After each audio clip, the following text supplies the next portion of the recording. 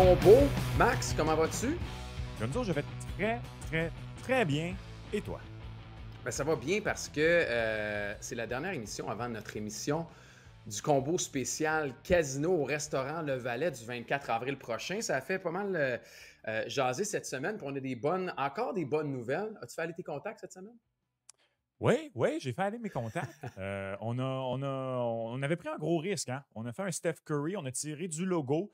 On a fait un Caitlin Clark, en fait. On a Oh, ouais. vraiment tiré du logo et on l'a enfoncé. Alors, on vous avait promis qu'on allait ajouter Cole Caulfield comme chandail signé. Ben, c'est confirmé. Alors, Juraj Slavkovski, Cole Caulfield et Nick Suzuki ne seront pas là. Mais on va avoir Non. à donner des chandails autographiés de ces trois joueurs-là, les trois piliers du tricolore. Alors, on vous le rappelle, mercredi 24 avril, arrivé un peu avant 19h, l'émission devrait commencer Oui. pas mal à 19h tapant. Édition spéciale du combo. Après ça, on parle avec vous. Et je vous rappelle que si vous voulez gagner un chandail, il ne faut pas être gêné. Tu peux le dire, Max. Je pense qu'on peut le dire. Il Oui, va on a le falloir venir droit. nous parler. On n'est pas deux gars Ah, gênants de toute façon, mais puis c'est facile. Si vous venez là-bas, c'est parce qu'il y a un intérêt pour le hockey. Fait que vous venez vous asseoir un peu, quelques minutes. Puis on fait une ou deux prédictions ensemble. Votre nom s'en va dans le chapeau. Puis, ben, il y a peut-être des chances que vous partiez avec un des trois chandails. c'est une belle pièce de Signé. collection, ça. Ouais, on le rappelle. Il va y avoir des invités spéciaux également. Il y a des Oui. casquettes qui seront remises également aux 50 premiers spectateurs qui seront sur place, des casquettes du Canadien de Montréal en collaboration avec Mise au jeu. Et aussi le popcorn. Il ne faut pas oublier le popcorn, on l'a dit la semaine passée. Alors, popcorn gratuit pour tout le monde. Alors, pour un petit breuvage pétillant, un petit popcorn, puis tout est beau. On a un J'aime peu de ça. poignée dans les dents. Ah, toi et ton fil. Tu l'as pas fait enlever? T'as pas été au rendez-vous chez le dentiste avant le 24? Mais je ne vais jamais le faire enlever. Jamais? Ben non, tu Ah gardes ça à non? vie. J'ai ça depuis que j'ai 16 ans. Non, non, mais moi, les gens que je connais se l'ont fait enlever éventuellement, non? Non, tu gardes ça à vie parce que si tu le OK. fais enlever, Ça rebouche. le beau travail peut être perdu. Donc, tu gardes ça à Mon vie. Dieu. Il y en Alors, a qui le c'était font la enlever si chronique. jamais ils deviennent trop tannés ou si jamais il y a des blessures ou quoi que ce soit avec l'âge. Mais théoriquement, tu es supposé le garder à vie. S'il y a des dentistes à l'écoute, on vous invite à nous envoyer vos commentaires. Hein? Regarde bien ça le 24. Il y a un dentiste qui a débarqué. Ouais, les gars, je voulais vous dire, je ne veux Ah, pas faire de prédiction, mais Max, ton fil, tu peux te le faire retirer, tu savais. ouais. Mais tu sais, en partant, on voit que moi, j'ai vraiment subi tous ces traitements-là et pas toi parce que c'est pas des dentistes, c'est des orthodontistes qui font ça, Gonzo. Juste te Ah, tu dire. vois. C'est pas tout à fait la même chose. Il y a des C'est vrai que similitudes, mais j'aurais c'est pu pas le la même faire chose. en bas. J'ai mes dents. En tout cas, tu me donneras le nom de ton Ouais. numéro, peut-être. OK, De parfait. l'orthodontiste, ou sinon, s'il y en a à l'écoute, ben, on se parlera le 24.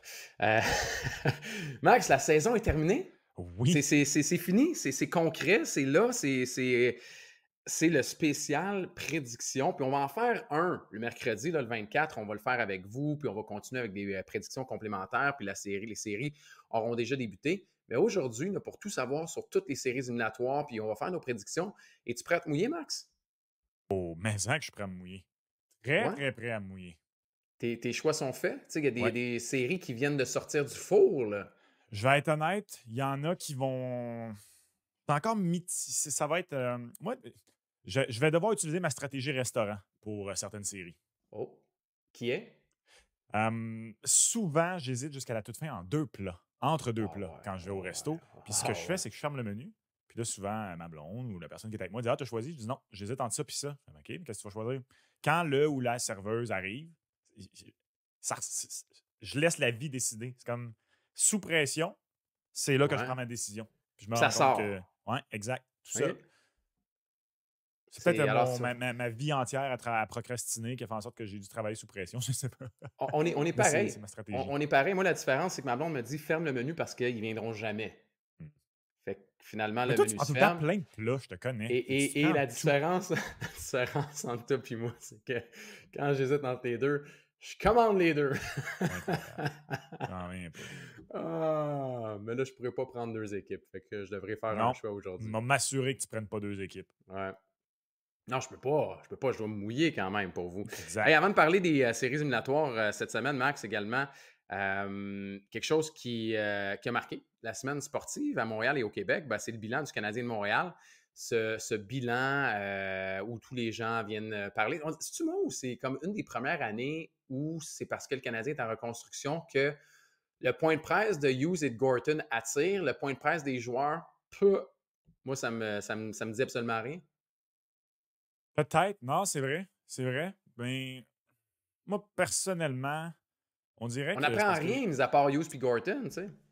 ouais, mais on dirait, tu sais, quand il y a certaines années où, tu sais, quand le Canadien était soit sur la bulle, ratait les séries, il ne devait pas rater les séries, etc., qu'il y avait des potentiels joueurs importants qui pouvaient partir, devaient partir, Ouais. ou je sais pas, moi, la fameuse chicane Pacioretty, Piqué en 2016. Tu sais, cette année, les jeunes, tu sais qu'en grande majorité, ils vont revenir. La majorité d'entre eux ont eu une belle progression. J'ai été curieux d'apprendre sur certains bobos. C'est quoi, c'est 2 commotions cérébrales pour Caden Goulet cette année qui ont été confirmées? Des choses comme ça. Donc, aussi, c'est aussi niaiseux, mais moi, ce que j'avais hâte de voir, c'était qui allait poursuivre sa saison au championnat du monde de hockey. Ouais, c'est Euh, vrai.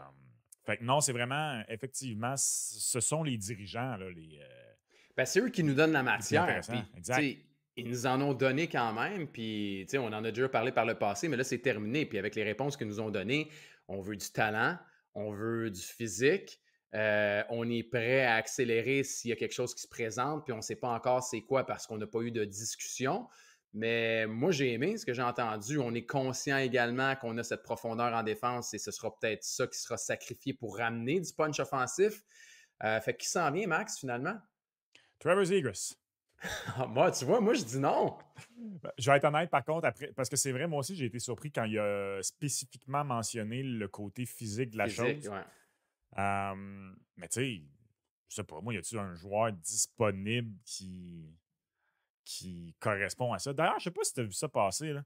Ouais. Mais il y a un journaliste là, qui a dit que si Stamkos signait pas à Tampa, la place où il le voyait le mieux, c'était à Montréal. Je suis surpris que ça n'ait pas enflammé plus que ça après Ben ce bravo. résumé-là qui est passé.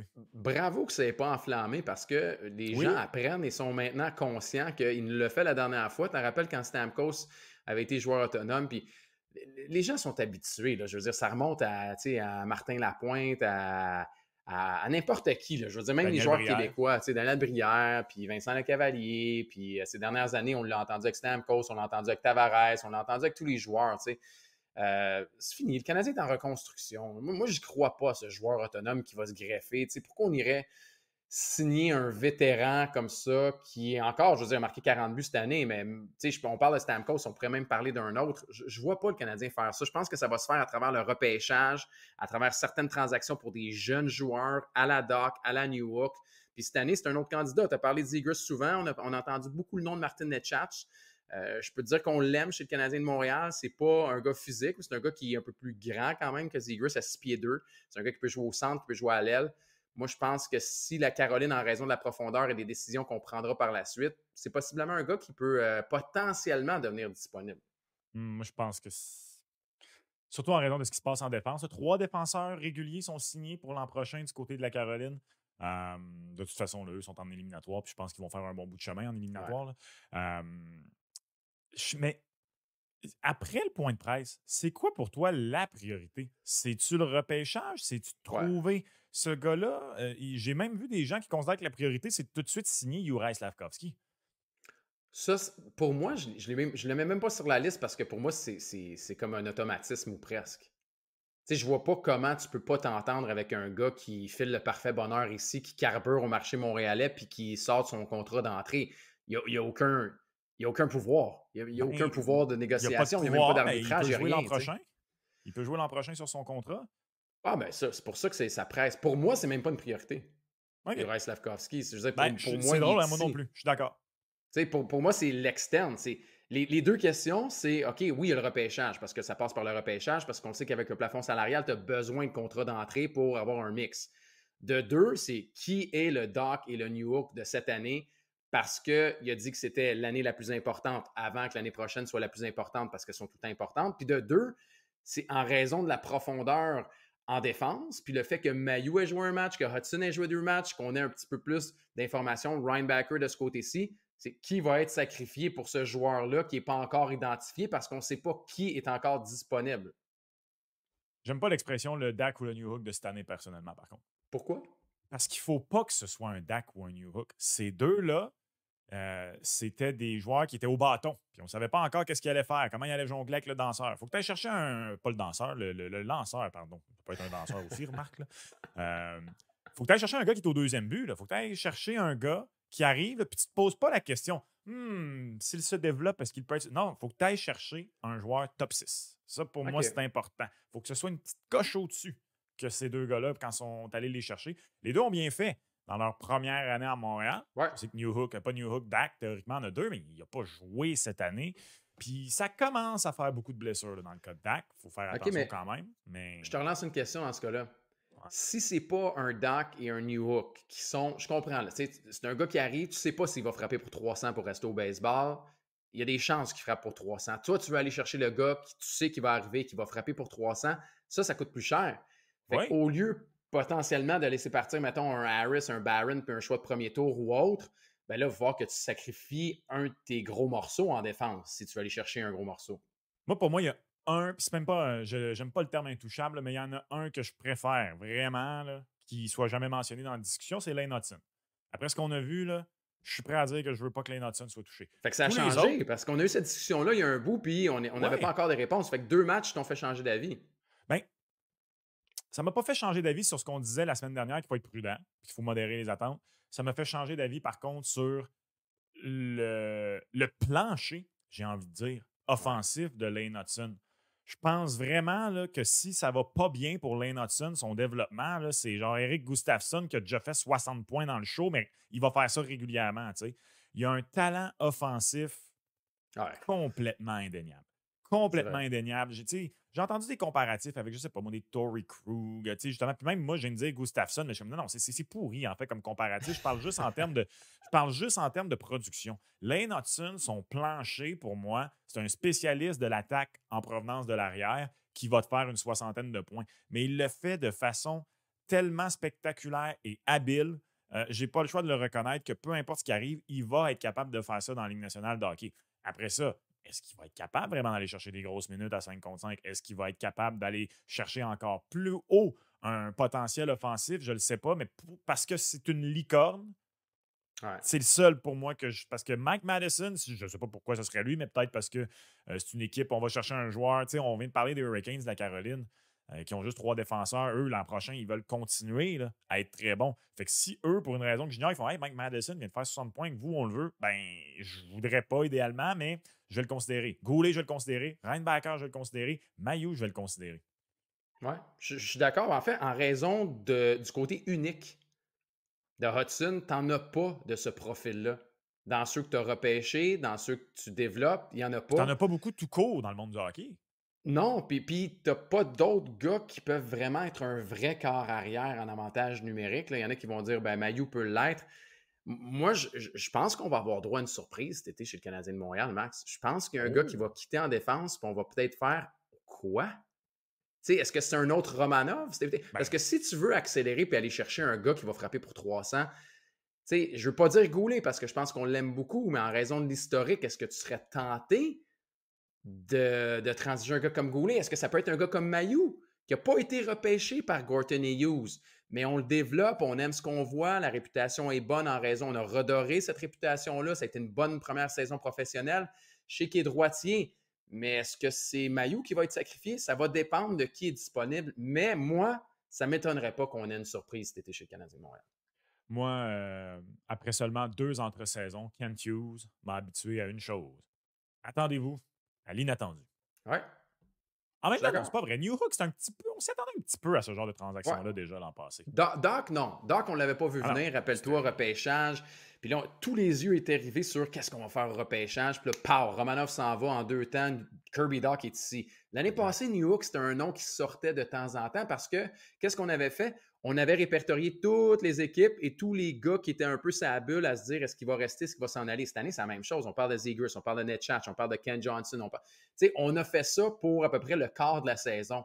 Essayer de creuser les équipes à savoir qui va peut-être être disponible. Fait que c'est sûr que, dans mon avis, ça va être une moins grande surprise encore si Gorton et Hughes le font.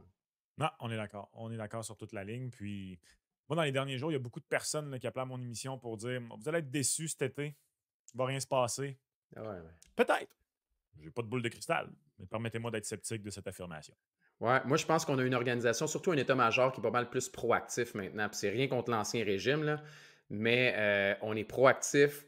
on trouve les moyens de le faire et on a les moyens de le faire en raison de l'accumulation des choix, en raison de la profondeur aussi des espoirs. Donc, on s'est donné les moyens de pouvoir être proactif, puis on est conscient surtout de ce qui manque. On le dit ouvertement qu'il nous manque d'offensive, qu'il nous manque de talent. Fait que c'est de savoir, est-ce que l'opportunité est là? Est-ce qu'on a un partenaire avec qui danser? S'il est là ou si c'est peut-être possible, boum, on va y aller. Je suis pas mal sûr. Je suis pas mal sûr. Repêchage, Max. Il y a une nouvelle offre qui est sortie cette semaine sur le Mise au jeu plus et miseaujeu.com parce que là, le repêchage s'en vient et la victoire des Coyotes de l'Arizona contre les pauvres Oilers d'Edmonton, on y reviendra, fait en sorte que le Canadien de Montréal est 5e pour la loterie. Ça, c'est une bonne nouvelle quand même. C'est des bons pourcentages et on a une offre de pari aussi en lien avec cette loterie. Oui, donc quel sera le rang du meilleur choix de première ronde du Canadien de Montréal suite à la loterie? Alors, c'est intéressant, la formulation. Ouais. C'est pas compliqué comme ça. Là, ça on en avait parlé dans le cas du Super Bowl. C'est une rare offre de paris sportif qui est strictement un billet de loterie, littéralement. Mathématiques. Et ce sont strictement des mathématiques. Alors, il y a des pourcentages attribués à chaque rang de sélection pour toutes les équipes qui ont raté les séries éliminatoires. Dans le cas du Canadien, c'est 8,5 de chances de repêcher premier, 8,6 de chances de repêcher deuxième. Et l'endroit où on a le plus de chances de repêcher n'est pas 5e, c'est 6e. Et c'est pourquoi aussi c'est la cote la plus basse. On a 44 de chances de repêcher 6e, ce qui fait que la cote est à 2. Je t'avoue qu'à 2 pour 44,6 de chance, on l'a. Là. Ce sont ça les chances du Canadien, à moins que vous adhérez aux théories du complot. Nous n'irons pas là. Salutations à mon ami Phil, qui avait complètement embarqué dans les théories du complot Connor Bedard l'an passé. Moi, personnellement, ce ne sera pas mon offre de pari préférée en lien avec le repêchage, justement parce que c'est strictement des mathématiques. J'aime mieux essayer d'aller encore dans le premier joueur qui va être repêché par Montréal. OK, je vais t'amener à un petit côté mathématique où on fait un petit chemin ensemble, puis après, on viendra sur les joueurs parce qu'il y en a qui ont été ajoutés, OK? Faut-tu que je sorte un pad puis crayon? Là? Non, ce ne sera pas compliqué. Tu as parlé des chiffres, du 44 du 24,5 pour 5e et tout le reste. Je vais t'amener un nom à la place. Et c'est le Joker du Canadien de Montréal. Ce gars-là, je veux aller au casino avec. Son nom, c'est Jeff Gorton. Ah oui? C'est un spécialiste de la loterie, Max. Rappelle-toi les Rangers avec la loterie Alexis Lafrenière. Spécialiste de la loterie. Non, mais ce gars-là s'est collé à ses fesses. Pour Lafrenière, les Rangers ne devaient pas repêcher premier. Qu'est-ce qu'ils ont fait? Ils ont gagné la loterie. C'était pas l'année, ça aussi, que la boule a comme buggé un peu. Que le monde a super analysé la boule. C'est vrai. C'est vrai que c'était comme une deuxième loterie. Mais ça reste qu'il a gagné pareil, Jeff Gorton. Il est là. Il est comme ça, il a l'air bien méchant, il a une grosse voix, mais écoute, tu vas être assis à côté quand tu vas au casino. Puis Capo Caco également, rappelle-toi du bon de Capo Caco. Donc, est-ce que le Canadien de Montréal va faire un bon et repêcher deuxième? Est-ce qu'il va repêcher premier? On ne sait pas. Pour deuxième, là, c'est 8,6. Pour premier, c'est 8,5. Mais ce n'est pas les pourcentages, c'est le facteur Jeff Gorton. Fait que peut-être que je serais prêt à mettre un petit montant sur premier ou deuxième parce que c'est des cotes qui payent 10 fois la mise. Alors, je mets un petit montant, je m'assois à côté de Jeff Gorton, on prend un petit breuvage, puis je me dis, on prie pour Macklin Celebrini. C'est complètement ésotérique, cette affaire-là. Je sais. Bon sens. Je l'assume. Je l'assume. Une patte de lapin dans ta poche? Non. Écoute, on n'a jamais eu ça. Il faut faire rêver le partisan un peu aussi. Là. Jeff Gorton, il est là, il faut l'utiliser. Il parle presque pas. Pauvre gars, il est à côté, puis on ne pose pas de questions. Ah non, mais il apprend pas le français en ligne. Ouais, il comprend un peu plus, par contre, de ce que j'ai... Mademoiselle Chevry, l'entraîneur-chef de l'équipe montréalaise de la PWHL, fait 2 mois qu'elle est ici, puis elle parle déjà, puis lui, il mange du homard, en tout cas. Non, attends. On sait pas. Peut-être qu'il parle en porte-close, mais il n'était pas game publiquement. Tu sais, parler français au bilan du Canadien de Montréal, là, c'est... Kylian Mbappé n'est même pas encore au Real Madrid, et Sid Forum me disait qu'il parle déjà un espagnol parfait. Bravo, Kylian. Oui. Bravo. Jeff, c'est à revoir. Ta tactique est à revoir, là, OK? J'aime beaucoup la culture linguistique des Européens. Je comprends qu'ils sont plus proches les uns des autres. Là. Ouais, c'est différent. C'est très différent. Tout ça pour dire que le facteur Jeff Gorton est là. Donnez-moi un petit montant sur... Hey, t'imagines-tu? Non, mais si ça avait arrivé, Max, là, que le Canadien remporte la loterie, ou deux... S'il repêche deuxième, il repêche qui? Honnêtement, j'ai quasiment... Parce que là, on l'a, qui sera le premier joueur repêché? Les cotes ont été revues Et également, on a ajouté T.J. Ginla qui n'était pas là initialement, qui était dans tout autre joueur. Donc, allez faire un tour, là. Tout autre joueur est à 7 fois la mise, mais là, on a rajouté des candidats. On a mis les cotes à jour aussi. Et cette fois-ci, T.J. Ginla est là. Il repêche Lindstrom. Si le Canadien tombe deuxième, il repêche Caden Lindstrom. Je suis convaincu. Avec ce que Ken Hughes a dit au point de presse, Exactement. Ouais. il repêche Lindstrom. Ils veulent ce gars-là, j'en suis convaincu. Ils ont Juraj Slavkovsky, ils ont Kirby. Puis, regarde, je vais faire le parallèle entre ce qu'il a dit au point de presse et ce qu'il a dit à Kirby Doc quand il est allé le transiger au repêchage à Montréal il y a bientôt 2 ans. Quand il a dit, je sais pas si tu as vu, on en a repêché un autre gros. Ils veulent ça, eux autres. Ils veulent ça. Ils veulent Garanti. l'alliage, comme tu dis. Ils veulent le talent et le côté physique. Caden Lindstrom, c'est exactement ça. Il est plus méchant que Slav, il est plus méchant que Kirby Doc. Il a la corpulence et il a le talent. Il a eu les blessures, oui, mais c'est un gros bonhomme, c'est un joueur de centre et c'est un gars qui fitterait beaucoup avec ce qu'on essaie de mettre à Montréal. Puis c'est pour ça que ça ne m'étonne pas quand on apprend qu'ils ont rencontré TJ Ginla également, parce que si on s'en va 5 ou 6e, c'est un gars qui a le profil, qui a des aptitudes offensives, mais qui a une hargne également. Donc, je regarde les candidats. Un gars comme Demidov, c'est du talent pur. Il a moins de chance. Un gars comme Cole Eiserman, c'est un tir. Il a moins de chance. Fait que mes deux candidats, quand je regarde la liste, selon où on repêche, ça risque d'être Caden Lindstrom et TJ Ginla. Plus méchant que Slav, mais attention, hein, Slav il a découvert sa méchanceté en fin de saison. C'est vrai. Il est comme le petit gars qui prend l'auto de ses parents pour la première fois, là, puis il se rend compte qu'il va aller avoir du plaisir un peu. D'ailleurs, le but contre les Red Wings, là, dévié, là.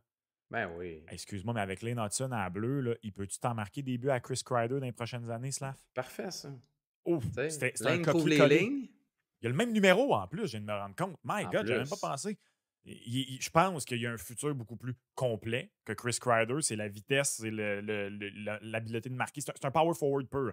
Chris Kreider, je pense que Slav a déjà démontré qu'il a une capacité de lecture du jeu et de fabricant de jeu qui a un potentiel plus élevé que Chris Kreider. Mais juste cet aspect-là, là, de se foutre devant le net et de dévier les tirs de Lane Hudson, là, S'il est capable, pour vrai, d'en faire une partie de son jeu, là, le jeu devant le filet qui a très bien peaufiné là, dans le dernier droit de la saison, s'il spark là, avec les foufounes qu'il a puis le bâton qu'il a, ça va être très dangereux. Puis ça va amener encore plus de buts à sa fiche, puis ça va te faire de l'avantage numérique du Canadien de Montréal, puis même le jeu à 5 contre 5 là, pour Slav, ça va être gros pour le CH, pour ce qui s'en vient. T'es-tu, en terminant sur le repêchage, avant qu'on aille aux séries éliminatoires, on l'a dit, tous les scénarios sont sur la table. Si jamais c'est un défenseur qui est sur notre liste, ben, qu'est-ce qu'on va faire? Est-ce qu'on le repêche? Est-ce qu'on fait un échange pour reculer au repêchage? On a une panoplie et une grosse liste de défenseurs également. Est-ce que tu crois aux chances de Canadiens de Montréal de repêcher un défenseur ou c'était juste de la boucane? Si c'est le cas, j'espère que les scénarios vont être prêts. Souviens-toi, c'est quoi? C'était le repêchage de 2016, que semble-t-il que tout était prêt avec les Oilers pour la transaction Piquet-Souban, qui a ramené avec ça le choix au repêchage. Puis finalement, vu que ça ne s'est pas fait, on n'a pas fait cette transaction-là dans le but de repêcher Pierre-Luc Dubois parce que les Blue Jackets avaient surpris puis avaient repêché Dubois au lieu de pour URV. J'espère que ça va être quelque chose du genre. J'espère que le Canadien aurait peut-être, mettons, je vais dire n'importe quoi, mettons qu'il identifie Lindstrom, puis qu'il est encore là, puis que finalement, Lindstrom est repêché, ils n'ont pas le gars qu'ils veulent, puis c'est un défenseur. J'espère qu'une transaction impliquant un défenseur déjà dans l'organisation qui va chercher ton joueur top 6 dont on parlait tantôt, puis tu repêches le défenseur. Exactement.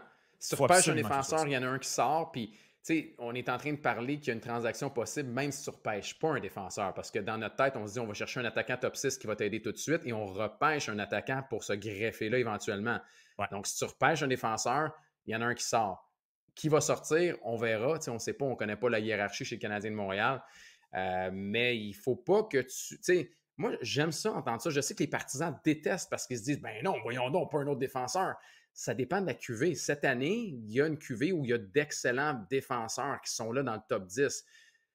Si tu n'es pas capable d'avoir les joueurs que tu veux, comme Lindstrom, comme Iginla ou comme un autre, qu'est-ce que tu fais? Tu vas sûrement reculer à moins de repêcher un défenseur. Fait que, non, t'es tout le temps mieux de repêcher le même. Moi, je crois beaucoup. Le meilleur joueur disponible. Ouais. Non, faut que tu repêches celui que tu penses qui est le meilleur, quitte à faire des transactions après ça pour t'améliorer. Je veux dire, exact.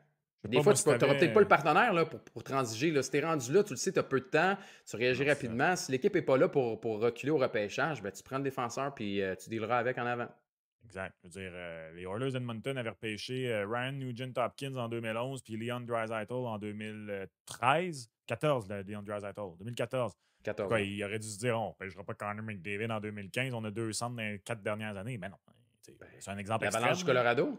L'Avalanche du Ouais. Colorado avec Nathan McKinnon. Tout le monde disait, ben Ouais. non, ils vont pêcher Seth Jones. Son père a joué à Denver. Le kit, t'as Ryan O'Reilly, t'as Matt Duchene, t'as plein de joueurs de centre. Non, non, on a repêché Nathan McKinnon. C'était lui leur top sur la liste, c'était Nathan McKinnon.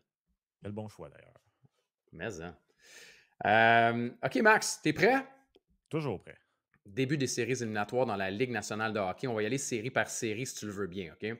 On débute dans l'Est et on va faire notre gagnant de la Coupe Stanley et tout le reste au show spécial mercredi au casino. Donc, on va y aller vraiment les séries parce que les premières cotes sont sorties, les matchs commencent en fin de semaine, donc on va y aller vraiment dans les séries. On va débuter dans l'Est.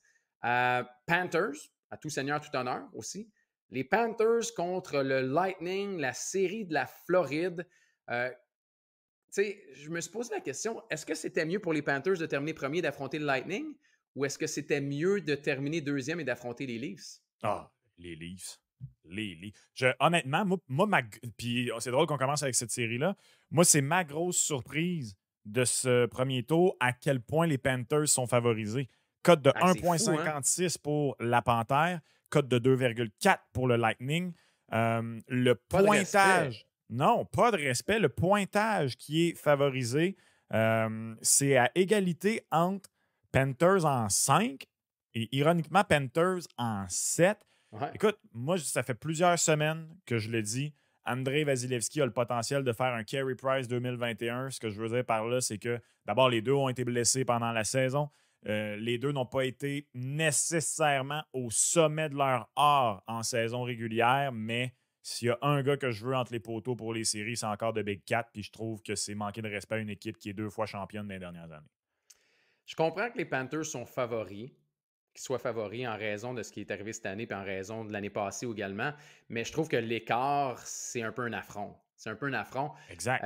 Tu sais, on parle beaucoup de Vasilevski puis on va parler beaucoup de l'expérience du Lightning parce que c'est normal puis parce que les gros canons ont livré la marchandise cette année. Je veux dire, Kucherov, 140 points, Garland Ross, 100 passes, Braden Point, je veux dire, au-dessus de 40 buts, Steven Stamkos, au 40 buts également. Victor Edman, qui a eu une bien meilleure saison que l'année passée. Je pense que ce qui va leur faire mal, Max, dans cette série-là, c'est le manque de profondeur en défensive en raison de l'absence de Sergachev. Puis je comprends que ça n'a peut-être pas aussi paru en fin de saison, mais là, tu affrontes une équipe qui a beaucoup de profondeur, qui est fatigante, qui est physique et qui est aussi très bonne devant le filet. Fait que moi, je penche du côté des Panthers. Puis je ne serais pas surpris si Tampa Bay fait la surprise, cause la surprise, mais ce qui me surprend le plus, c'est vraiment encore là, c'est l'écart de favoritisme envers les Panthers. Ouais, moi, la chose qui vient un peu tempérer ce que je viens de dire sur Vasilevski, c'est qu'il y a un taux d'efficacité de 883 en Ouais. 3 matchs contre les Panthers cette année. Les Panthers, c'est 2 victoires, une défaite. Moi, ça va être Panthers, mais je vais prendre Panthers en 7. Je vais prendre Panthers en 7. Ben, si le Lightning passe à travers les Panthers, attention. Ouais. Moi, en fait, regarde, je vais aller plus loin que ça. Là. Moi, le gagnant de cette série-là, je le favorise au deuxième tour après ça. C'est simple. Non? Peu importe qui gagne la bataille. Parce que moi, je pensais que cette série-là allait être une série de deuxième tour. Et peu importe qui gagne la bataille de la Floride, pour moi, va passer à travers Boston ou Toronto. On en a une coupe de séries de deuxième tour. Hein. Il y en a une coupe dans les séries, dans les match-ups où on se dit que ça pourrait être des séries de deuxième tour. C'est de la qualité en partant. Là. C'est de la qualité, ces deux équipes. En gros, là, ça va être l'expérience de Tampa Bay contre, je ne vais pas dire l'expérience, mais on va dire la fougue et le facteur Matthew Tkachuk également. Et le pas Bob. négliger. J'ai Ouais, parlé le beaucoup de Bob. Vasilevski, mais le Bob, pour moi, est peut-être un candidat au trophée Vézina cette année. Les Panthers de la Floride ont terminé deuxième dans les buts contre. Donc, il y avait une possibilité. Ça, c'était très drôle d'ailleurs. Dans le dernier match de la dernière soirée de la saison, Ouais. jeudi soir, Connor Hellebuyck avait besoin que les Jets donnent 2 buts ou moins pour gagner le Jennings qui est remis au gardien de l'équipe qui a donné le moins de buts tout seul. Mais c'était pas lui qui gaulait. C'était Laurent Brossoit. Et il faut que tu aies joué au moins 25 matchs pour avoir ton nom sur le Jennings, donc tu peux le gagner tout seul ou à deux. Et Laurent Brossoit n'a pas joué 25 matchs. Fait que Laurent Brossoit, c'est lui qui fallait qu'il fasse le dernier push pour que Hellebuck gagne le Jennings. Ça m'a bien fait rire. Mais tout ça pour dire que les Pression. Panthers ont fini deuxième là, dans cette catégorie-là. Non, pour moi, c'est Panthers, mais c'est Panthers en 7. Je vais avec Panthers en 6. Je vais avec Panthers Oh. en 6. Oui, il y a du respect pour le Lightning, mais avec les différentes teams. Même Tarasenko qui a débarqué, le retour en santé aussi défensivement, le Bob. Les Panthers ont une super équipe pour vrai. Je trouve que c'est très profond également à l'attaque, chose que le Lightning n'a plus, mais a l'expérience et est déjà passé par là. Je vais quand même favoriser les Panthers. Tu as parlé de cette série-là, c'est rendu un classique de toute façon. Là. Encore et encore, la belle rivalité. Boston-Toronto. Est-ce qu'on a encore une série qui va aller en 7? Non. Non. Non, cette série-là va pas en 7. Les Bruins de Boston ont complètement dominé les Maple Leafs cette Ouais. saison. 0-4 les Leafs contre le Boston cette année. Jeremy Swayman 3-3. Mes respects à Linus Ulmark. J'espère sincèrement que c'est Jeremy Swayman qui débute la série. Et c'est pas juste le fait que ça a été 4-0 les Bruins. Là. 7 buts pour, 15 buts contre les Maple Leafs de Toronto en 4 matchs contre les Bruins. Les Bruins sont faits pour battre les Maple Leafs. Je suis désolé. Puis là, en plus, là, je sais pas toi comment tu as perçu ça, là, mais moi, le Sheldon Keefe qui avoue que ça a été une distraction, la course aux 60. On cherche déjà des excuses. On est Pourquoi tu dis déjà en ça? mode excuse pour Ah notre ouais. potentielle élimination. C'est quoi cette attitude-là de loser? T'as-tu entendu Colorado chialer que le McKinnon, c'était une distraction, sa course au Hart Ross contre Nikita Kucherov. Kucherov? T'as-tu entendu Tempa chialer? Non. John Cooper s'en est même moqué avant le match contre Toronto, le dernier match de la saison, quand il a dit que, ben non, parce qu'il s'est fait poser la question, allez-vous coacher un peu différemment, toi pour Kucherov, puis lui pour Matthews? Il a dit, ben, si on voulait coacher différemment, là, on enlèverait les deux notre goaler tour à tour, on les laisserait faire 2-3 points chacun, puis après ça, on les assiérait le reste de la game. T'sais. Non, les Leafs sont déjà en mode excuse. Ça ne sera pas un balayage, là. Mais je pense que ça va être expéditif. Balayage. Non, ça Ah ne sera pas un ouais. balayage, mais ça va être expéditif. Ça va être les Bruins en 5. Bruins en 5. Si c'est les Bruins en 5, on s'entend qu'il y a ménage à Toronto. Là. Ben, j'espère. Ben, il y a ménage à En même temps, on Toronto. a Là. prolongé Keefe l'été passé, non? Mais c'est pas grave, là. T'as de l'argent, t'as bien de l'argent. Il y a des places dans la Ligue nationale de hockey où on a prolongé du monde, puis finalement, on a changé d'avis parce que s'ils se font sortir en 5, il n'y a pas juste Keefe, à mon avis, qui est sur le siège éjectable. Là. Le Au Shannon chômage. Plan, ben écoute, tu as gagné une ronde l'année passée, puis tu penses que ça va te donner quoi? Une durée de vie encore de 5-10 ans? Tu peux pas. Cette équipe-là est construite bizarrement. Puis là, on est en train de gonfler la ballonne du fait que Samsonov va bien terminer la saison. Samsonov. Vous regardez la brigade défensive des Leafs de Toronto, c'est lent. C'est lent. Il y a peu de talent également, malheureusement. Puis c'est juste à l'attaque. On essaie de répartir les forces sur 3 trios. Les Browns, c'est une culture, c'est un modèle de jeu, c'est un jeu défensif, c'est un duo de gardiens de but. Pavel Moi, Zacha a très bien fini la saison. Ben D'ailleurs, oui, on se posait la non. question sur le premier centre toute l'année. Là. Il y a des atomes J'aimerais crochés ça avec voir Pasta, les là. Leafs, Max. Je vais te le dire, j'aimerais ça voir les Leafs parce que je ne suis pas pour les malédictions, mais j'ai appris avec le temps, et salutations à Frank Etier, j'ai appris à moins parier contre les Bruins parce que ça me coûte cher, donc j'y vais avec C'est les sage. Bruins en 6. En 6. Donc, de ton côté, Bruins en 6, c'est une cote de 6. Bruins en 5, c'est une cote de 6,25. C'est très proche, hein? Ouais, c'est très, très proche. C'est pas autant que je pensais.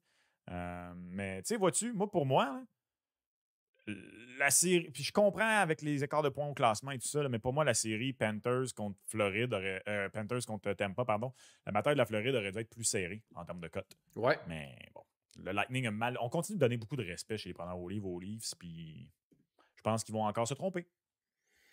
Moi, je trouve que c'est une de celles où j'ai hésité un peu pareil. J'ai quand même hésité. Ah, ouais? Ouais. Oh, moi, j'ai tellement pas hésité. Là. Puis, Même je si suis c'est pas un Bruins détracteur en des 6. Leafs. Là. C'est comme la raison m'est revenue en raison du fait que je prends souvent les comptes les Bruins. Puis là, je me suis dit, arrête. Faut que t'arrêtes. C'est sage, comme nous. J'ai arrêté. T'as bien fait. La morale de l'histoire, quand vous avez un problème, vous pouvez le régler. Euh, Max, on reste dans l'Est, OK? Ouais. Trophée du président. Les Rangers de New York. Est-ce qu'encore une fois, cette fameuse malédiction, Je sais pas si tu as sorti les chiffres de la malédiction du trophée du président. Mais tu t'en donnes une coupe en rafale? La seule chose que je sais, c'est que les derniers à avoir gagné le trophée des présidents et la coupe la même année, c'est les Blackhawks, la saison écourtée 2012-2013. Exact.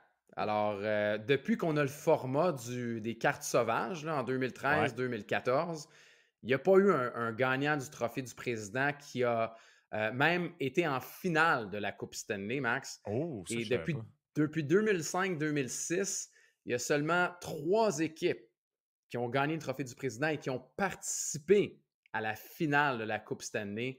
Alors, on peut appeler ça peut-être une malédiction parce que ça fait 37 ans que le trophée du président existe. Ça m'a surpris également. Ça fait 37 ans qu'on le donne. Bref, il y a une malédiction. Est-ce que les Rangers seront une autre victime cette année contre les Caps? Te souviens-tu, Gonzo, des Capitals de Washington de 2009-2010? Ben oui, contre le Canadien. Je me pose, honnêtement, là, moi, je vois des similitudes entre les Caps de Ah non! 2010 et le Canadien de 2010. Je me C'est vrai? demande si les Caps ne vont pas se retrouver dans la situation inverse. Évidemment, les Caps avaient terminé cette année-là avec un gigantesque 33 points de différence au classement entre le Canadien et les Caps en 2010. Cette année, c'est 23 entre les Rangers et les Caps. Par contre, dans le différentiel de but pour but contre, parce qu'on a beaucoup fait état du fait que les Capitals à moins 37, c'est un des pires différentiels à rentrer en série dans l'histoire de la Ligue nationale de hockey. Il y a donc 90 buts de différence dans le différentiel là, entre les deux équipes. Les Rangers ont fini plus 53, les Caps moins 37 et les Caps avaient eu un différentiel de 91 avec le Canadien en 2010. Les Caps avaient été largement meilleurs à plus 85, puis le Canadien, ça n'avait pas été aussi catastrophique que les Caps à moins 6. Honnêtement, la façon dont Charlie Lindgren a fini l'année, il y a une seule façon que les Caps battent les Rangers, c'est qu'on fait une prière, on essaie de parquer le boss en avant de Charlie Lindgren, on essaie de bloquer le plus de tirs possible, puis on essaie de gagner des matchs 2-1 en prolongation. Je comprends. J'aime le parallèle, quoique le Canadien de Montréal n'avait pas d'Ovechkin en 2010. En plus.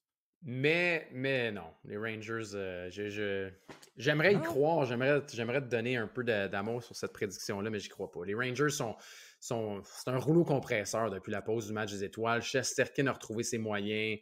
Panarin a une saison fantastique. On a de la profondeur, on a une bonne défensive également. Ça va être une série qui va être serrée, mais je sens que, tu sais, les Capitals jouent du hockey des séries depuis un bout. Je sens qu'on en a laissé énormément sur la table aussi. Il y a eu un petit, tu te rappelles-toi d'une petite rechute pour Lindgren, puis là, en fin de saison, on était capable de repartir vers la hausse. Bravo à eux, ils l'ont fait. Mais je vois que je serais game d'aller avec les Rangers en 5, Max. Je tiens à dire que ce que j'ai dit, ce n'était pas une prédiction, c'était une envolée lyrique. Il y en a à chaque année des surprises. Il y en a à chaque année des surprises. Ce sera pas elle. Non, mais regarde, on prend nos prédictions, puis on est comme, OK, on prend si il y en a une ou deux. Il y a un Kraken de cette année, il y a un Panthers des Florides qui va sortir de nulle part puis qui va gagner, puis on va faire, hey boy, on l'avait pas vu venir. The Athletic donne 22% de probabilité de gagner la série aux Caps de Washington, mais les Rangers cette année, c'est pas les Rangers des dernières années. Ils sont talentueux. T'sais, ils n'ont pas été chercher de Kane et de Tarasenko, mais ils sont tout autant talentueux. Artemi Panarin vient d'avoir la meilleure saison offensive dont on ne parle pas en 20 ans. Lafrenière, de façon très peu sexy, s'est améliorée cette année. Tu l'as dit, Shesterkin, c'est Shesterkin. Il est de retour au sommet de sa forme. Puis si jamais il arrive quelque chose, le Jonathan Quick des beaux jours il a l'air d'être de retour à Manhattan. La brigade défensive est belle. D'ailleurs, c'est une confrontation des frères Lindgren. Hein? En plus. Ryan, ils ne se parleront pas, par exemple. Pardon? Ils se parleront pas, hein? Ça a été très clair. Ouais. J'espère qu'ils se battront pas non plus. Ça serait bizarre. Mais avec les Rangers, on ne sait jamais maintenant avec tout ce qui s'est passé cette année. C'est quoi? Pour le plaisir, je vais donner un 6 matchs. Je vais donner Rangers en 6, mais je ne serais pas surpris que ce soit plus rapide que ça. Rangers en 6, donc, de mon côté, c'est une cote de 5. T'as-tu dit en 5, toi? Hein? T'as dit Rangers en 5? Wow. Hey, pour te donner une idée, ce qui me surprend le plus... La cote favorisée, c'est Rangers en 4. Wow. Le balayage favori. Hey, je pense que c'est la première fois que je vois ça, Max, pour vrai. Le balayage est le favori. Et une partie en prolongation, une rondelle qui rebondit, puis c'est terminé le balayage. Mais regarde, hey, la cote est de 1,22 pour la victoire des Rangers. La Ouais. victoire des Rangers dans cette série-là, tout court, ne vaut pas la peine d'être prise. Non, non. 1,22. Ça, pour vrai, allez-y avec le nombre de matchs ou sinon, allez-y avec un combo. Si vous y allez juste avec les gagnants, là, je sais que c'est un peu plus risqué avec le nombre de matchs. Prenez les Rangers si vous êtes absolument certain, puis essayez de le mettre en combo avec une autre équipe qui, pour vous, fait du sens parce que sinon, allez-y avec le nombre de matchs. C'est tough, le nombre de matchs. Mais l'affaire là-dedans, tu sais, à la maison, vous regardez les cotes, oui, c'est plus difficile avec le nombre de matchs, mais en même temps, c'est pas mal plus payant. Fait que, tu sais, c'est la Sauf logique. une chose, regarde, ça, j'en reviens pas. Washington, pour gagner tout court, peu importe le nombre de matchs, est plus payant que Rangers en 4. Ouais. 3,75 Rangers en 4, 4,25 la victoire des Caps. Wow! Complètement fou. Tu vois, Quelqu'un fait que allait si tu montrer dis, ça là, à Ovi. non, mais s'il croit un peu, là, comme tu disais, là, que ça pourrait être une histoire Cendrillon, là, je suis sûr qu'il y a quelqu'un qui va se dire, bon, 4,25, allons-y pour un petit montant Cendrillon sur les Caps. Ouais. J'ai un ami fan des Capitals de Washington. Je vais lui envoyer ça, mais sais-tu qu'est-ce que je vais lui envoyer aussi? Qu'est-ce que tu vas lui envoyer? Je vais lui envoyer ça et je vais lui dire, par contre, Fait que c'est un si tu y budget. vas avec les Capitals de Washington, n'oublie pas, même si la tentation est grande, l'appât du gain est grand, le budget est important. Le budget est très, très important parce qu'il y a une raison pourquoi Capitals de Washington pour gagner Ben est aussi oui. payant et que Rangers pour gagner en 4 est si peu payant. C'est que les probabilités de victoire des Rangers de New York sont extrêmement élevées. Ça reste du hasard. Il arrive quelque chose à Ovi, match 1. Il arrive quelque chose à Charlie Lindgren qui transporte cette équipe-là, match 3. On ne sait jamais. Alors, il faut se faire un budget. C'est très important, même lorsqu'on choisit les équipes Cendrillon. Et il y a des équipes Cendrillon. Tu sais, ça reste un jeu de hasard aussi, là, pour ce qui est du pari sportif. Mais tu vois, tu as mentionné quelque chose que je rajouterais au budget parce que là, c'est le début des séries éliminatoires puis il y a un méchant buffet. Là. Vous regardez ça, vous dites, ah, lui va gagner, lui va gagner, lui va le gagner. Quand tu es partisan d'une équipe, faites attention. Très attention. Parce que pour le partisan du Canadien de C'est vrai. Montréal qui parie là-dessus, il y a pas. Tu sais, il y a moins d'émotion. Mais pour ton chum qui est fan des Capitals, il se dit ben là, c'est pas vrai qu'on va perdre contre les Rangers, check ça la cote. Moi, j'aime tout le temps séparer ça. Le côté rationnel des prédictions avec le pari sportif et le côté émotif qui est le plaisir. Il faut y aller avec la tête et non avec le cœur. Exact. Exact. Alors, les Ouais. Rangers pour nous deux, Max. Ouais. Là, on est d'accord sur les trois jusqu'à présent. Et on termine Ouais. dans l'Est avec celle qu'on connaît depuis un bon bout. Les Hurricanes de la Caroline contre les Islanders de New York. Peut-être la série la moins intéressante au premier tour. Pourtant, je trouve qu'elle reste attirante. Non, mais on dirait que c'est un classique. Caroline Islanders, on les voit souvent et ça attire peu souvent. C'est pas ce qu'il y a de plus sexy. Non. C'est définitivement pas ce qu'il y a de plus sexy. Les Hurricanes sont presque autant favorisés que le sont les Rangers de New York avec une cote de 1,29. The Athletic donne encore plus de chances de victoire aux Hurricanes à 80%. Je suis d'accord avec ça. Les Hurricanes de la Caroline sont profonds. Cette série-là, l'an passé, s'est terminée 4-2 à la faveur des Hurricanes de la Caroline. Puis cette année, les Hurricanes sont meilleurs et les Islanders sont moins bons. Et là, je le sais, il y en a plein là, des enfants de la génération Patrick Roy dont tu fais partie, Gonzo, qui vont m'arriver et me dire ah, mais Patrick Roy derrière le banc. Ouais, Patrick Roy est derrière le banc. Pas lui qui fait les arrêts. Ça va être les Hurricanes de la Caroline. Il y a une chose, par contre, que je vais donner aux Islanders, Gonzo. Je pense que cette série-là va être expéditive, mais ça a le potentiel d'être une série expéditive serrée. Ce que je veux dire par là, je m'attends pas à beaucoup de matchs de 5-0. Je pense que les Hurricanes vont gagner en 5, mais que ça va être beaucoup de matchs de un but filet désert, des matchs en prolongation. Ça va être une série serrée, pas serrée. Je suis totalement d'accord. Tu sais, la collection du 3-2, mettons. Là. Ouais. Une série collection des 3-2. L'année passée, il y a eu une série aussi, je ne me rappelle pas c'était quelle série. C'était-tu des Panthers et les Bruins? Où il y a eu c'était comme juste des séries d'un match, juste des matchs de un but. Ouais, Je ne me rappelle pas, il faudrait que je vérifie, mais ça ne m'étonnerait pas que ce soit le cas. Puis tu fais bien de le dire, rappelez-vous, l'année passée, il y avait des absences, il y avait des blessés chez les Canes également. Là, on est en santé. L'arrivée de Jake Genzo, puis je vais dire Kuznetsov quand même parce que ça leur donne de la profondeur, puis parce que c'est des gars qui ont gagné. Les jeunes qui participent en plus. Cette année, Svechnikov est là aussi. Seth Jarvis a une saison phénoménale. Tu l'as dit, le retour de Freddie Anderson, tu as de la profondeur en attaque, tu as de la profondeur en défense, tu as de la profondeur devant le filet, tu as beaucoup de talent. Puis je pense que Sébastien Aho est un gars, on parle jamais de Sébastien Aho, mais c'est un gars qui va être capable de museler l'autre côté, à mon avis aussi. Fait que j'y vais avec les Hurricanes de la Caroline. Je vais dire, moi aussi, je pense pas que ça va être très, très long. Là. J'hésiterai entre le 5 ou le 6 matchs pour les Hurricanes. 5 ou 6 matchs, hein? Pourtant, je pense de mémoire, là, quand j'ai vu les cotes, c'était le 5 matchs qui était le plus probable. Hein? Ouais, 3,75 de cote 3,75, c'est pas super payant, ça, je te Et on met dirais. le 6 Ouais. plus probable que le balayage aussi. Alors, pas de balayage selon nos amis de mise au jeu. Non, tu vois, le 4,75 est quand même relativement intéressant en raison du fait que ça risque d'être serré. Puis, tu sais, chez les Highlanders, il y a aussi le facteur gardien de but. Qu'est-ce qu'on va faire? Je comprends les atomes Ah, c'est vers crochants de la Patrick mode. Roy puis vers la C'est vers mort. la mode. Ben oui, mais c'est lui qui Ouais, les a mais amenés là. je comprends, mais pendant combien de temps? Tu sais, Ah, ça, c'est une bonne question. c'est. Sorokin, tu sais, sans l'arrivée de Patrick Roy, c'est Sorokin qui part les séries. Là. Ben, certains diront que sans l'arrivée de Patrick Roy, il n'y a pas de série. Donc, Peut-être. Oh! Ouais, est-ce que c'est vraiment ça? Je sais pas. ben, Mais c'est une fin de saison assez impressionnante, là, le 8-0-1 des Highlanders. Alors, donnons-leur ça quand même. Et on va voir comment ils vont réagir à l'échec avant des Hurricanes, qui est assez soutenu. Ça va être une série qui risque d'être courte, à mon avis. Max, on s'en va dans l'Ouest. Es-tu oui, prêt pour monsieur. l'Ouest? Ah oui. T'es prêt pour l'Ouest? Dans l'Ouest.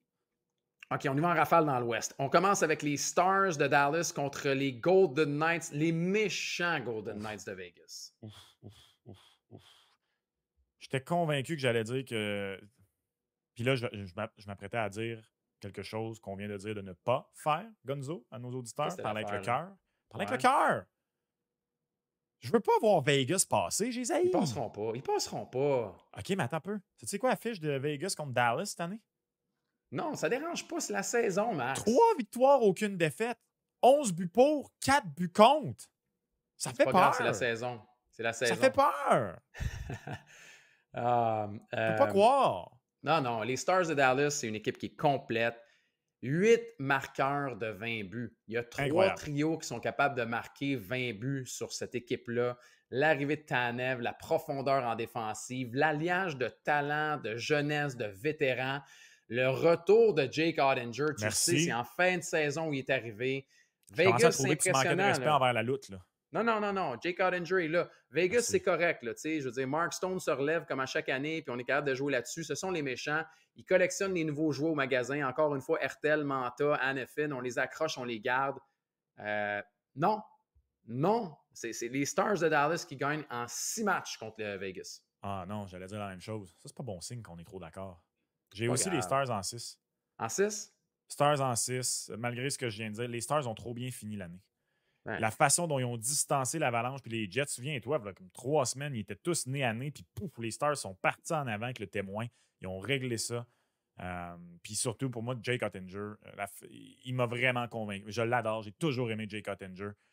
Il m'a vraiment convaincu que c'est lui le gardien à surveiller dans cette série-là. Vegas a eu des problèmes avec les blessés. Ouais. Le problème devant le filet aussi, là. Tu m'as dit, Mark Stone revient, mais je sais non, je ne trosse pas Vegas cette année. Je trosse vraiment. Tu sais, jeudi soir, là, il y avait un enjeu pour eux, là, puis ils n'ont pas été capables de faire le travail contre les pauvres canards. Tu sais. Ah ouais. Mais ça, tu sais, les Vegas reste que c'est une belle équipe, puis qu'ils vont être forts l'année prochaine parce que les joueurs qu'on est allés chercher, Hertel est là l'année prochaine, Hanifin est là l'année prochaine aussi. Ouais. Ils ont un bon noyau, mais ça n'a pas gelé cette année. En raison des blessures, ça n'a pas gelé. Puis, comme tu dis, dans des moments critiques, ils n'ont pas été capables de livrer. Ça a tout pris pour qu'ils fassent les séries éliminatoires. Moi, les Stars, je les vois aller très loin. On en reparlera mercredi. Alors, Stars en 6. C'est correct qu'on soit d'accord. C'est une série où on est d'accord pour le nombre de matchs. Predator et Canucks maintenant. Est-ce que la magie de U2 va se transporter en séries éliminatoires, Max? Non, mais pas. On parle de U2 encore aujourd'hui. Non, mais je te dis oui. ça parce que sûrement que tu ne les portes pas dans ton cœur, c'est pour ça. Je vais dire oui. Les Prédateurs de Nashville, c'est la surprise du premier tour pour moi. Les Prédateurs de Nashville vont sortir les Canucks de Vancouver. Ça va être en 7. Ça va être une belle série. Ça va être serré. Les jeunes Canucks ont un peu manqué de gaz en fin de saison. Thatcher Demko, on lui a donné les 2 matchs en fin de saison pour essayer de le remettre dans son rythme. Donnez-moi les Prédateurs de Nashville, surtout donnez-moi Jussi Saros, donnez-moi Roman Josi. Ça va être en 7. Je pense que ça va être en 7 en prolongation, pour être honnête. C'est à quel point je pense que cette série-là va être serrée. J'aime beaucoup les Prédateurs. On a l'expérience avec Ryan O'Reilly, Roman Josi d'un côté. Et je pense que les Canucks ont besoin d'une première ronde éliminatoire où ils vont se faire brasser, où ils vont avoir un peu de misère avant de revenir fort l'an prochain. Et là, peut-être faire un parcours éliminatoire. Toute l'année, j'ai cru dans les Canucks, mais je n'ai pas aimé la fin de saison. Alors, donnez-moi les Prédateurs de Nashville, négligés, pas tant que ça, cote de 2,35 pour gagner la série, et donnez-moi-la en 7. Tu vois, tu prends les Preds en 7 qui étaient à 6,75 et ce qui m'accroche, c'est quand je regarde chez les Canucks, la cote la plus favorable ou probable, c'est en 7. Ouais, non, ça va être serré. Ça va être très serré et moi c'est une des séries pour vrai que j'ai le plus hâte de voir se dessiner devant nous parce que tu as parlé de la jeunesse des Canucks. C'est sûr que l'expérience est de l'autre côté, mais tu as des bons duels. Jussi Saros contre Thatcher Demko, c'est un bon duel. Quinn Hughes contre Roman Josi, c'est un bon duel. Le premier trio des Prédateurs de Nashville, qui est à mon avis un des premiers trios les plus sous-estimés de la Ligue nationale de hockey, O'Reilly, Nyquist et Philippe Forsberg, qui ont une saison sensationnelle contre les gros canons des Canucks de Vancouver. Ça va être bon, cette série. Il va y avoir du bon hockey. Je prends quand même les Canucks parce que je pense que la profondeur et le retour de Demko, oui, ça n'a pas été beau pour les Canucks de Vancouver. Dans le dernier droit, on n'avait pas Demko. Et là, depuis que Demko est revenu, je sens qu'on joue différemment aussi.